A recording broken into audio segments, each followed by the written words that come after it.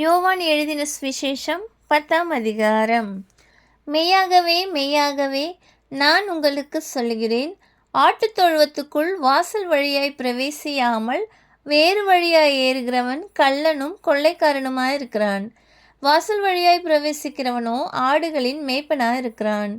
வாசலை காக்கிறவன் அவனுக்கு திறக்கிறான்.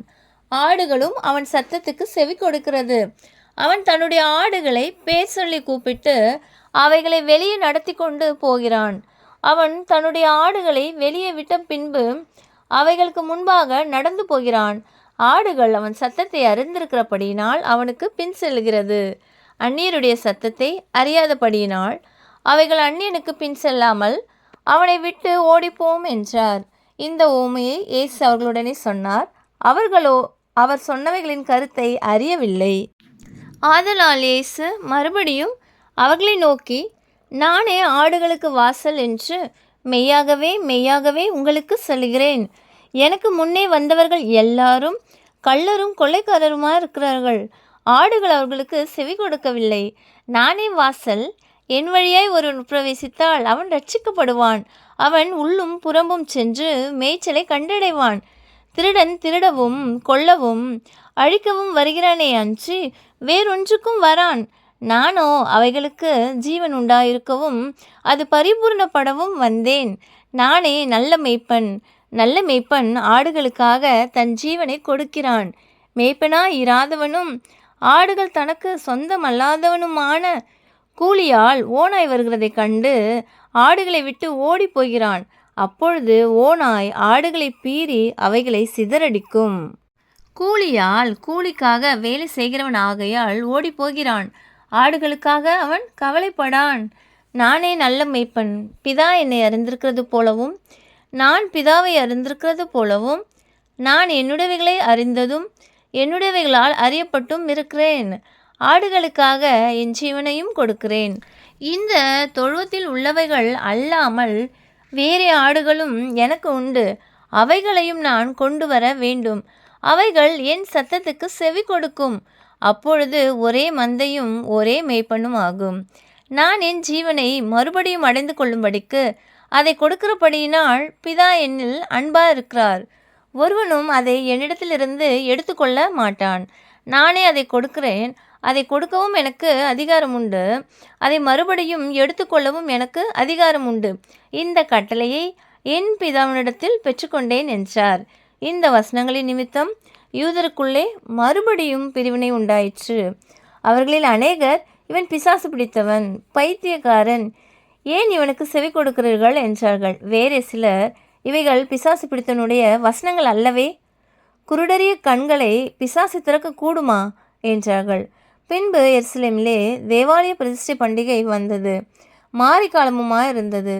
இயேசு தேவ ஆலயத்தில் சாலமோனுடைய மண்டபத்திலே உலாவிக் கொண்டிருந்தார்.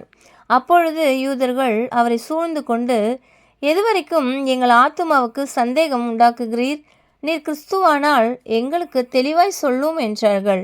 இயேசு அவர்களுக்கு பிரதித்திரமாக, அதை உங்களுக்கு சொன்னேன், நீங்கள் விசுவாசிக்கவில்லை.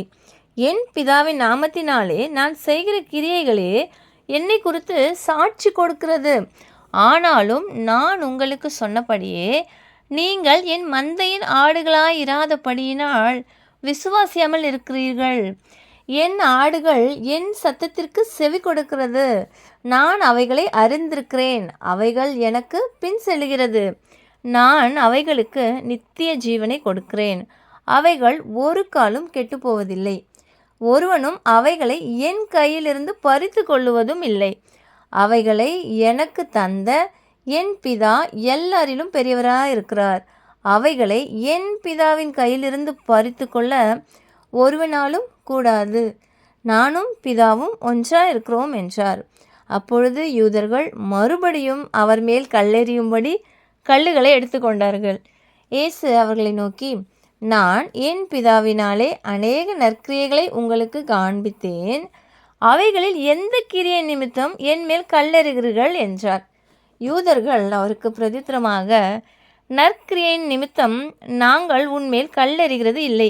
நீ மனுஷனாயிருக்க உன்னை தேவன் என்று சொல்லி இவ்விதமாக தேவதூஷணம் சொல்லுகிறபடியினால் உன்மேல் கல்லெறிகிறோம் என்றார்கள். இயேசு அவர்களுக்கு பிரதித்திரமாக, தேவர்களாக இருக்கிறீர்கள் என்று நான் சொன்னேன் என்பதாய் உங்கள் வேதத்தில் எழுதியிருக்கவில்லையா?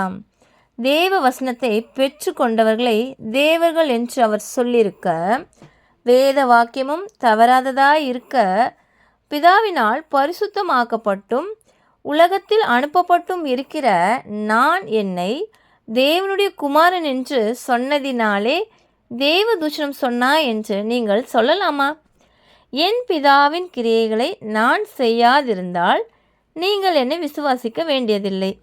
செய்வேனாய் ஆனால் நீங்கள் என்னை விசுவாசியாதிருந்தாலும் பிதா என்னிலும் நான் அவரிலும் இருக்கிறதை நீங்கள் அறிந்து விசுவாசிக்கும்படி அந்த கிரியைகளை விசுவாசியுங்கள் என்றார். இது நிமித்தம் அவர்கள் மறுபடியும் அவரை பிடிக்க வகை தேடினார்கள்.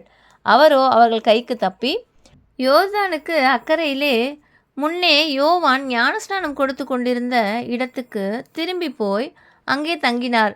அநேகர் அவரிடத்தில் வந்து, யோவான் ஒரு அற்புதத்தையும் செய்யவில்லை, ஆகிலும் இவரை குறித்து யோவான் சொன்னதெல்லாம் மெய்யா இருக்கிறது என்றார்கள். அவ்விடத்திலே அநேகர் அவரிடத்தில் விசுவாசம் உள்ளவர்கள் ஆனார்கள். ஆமீன்.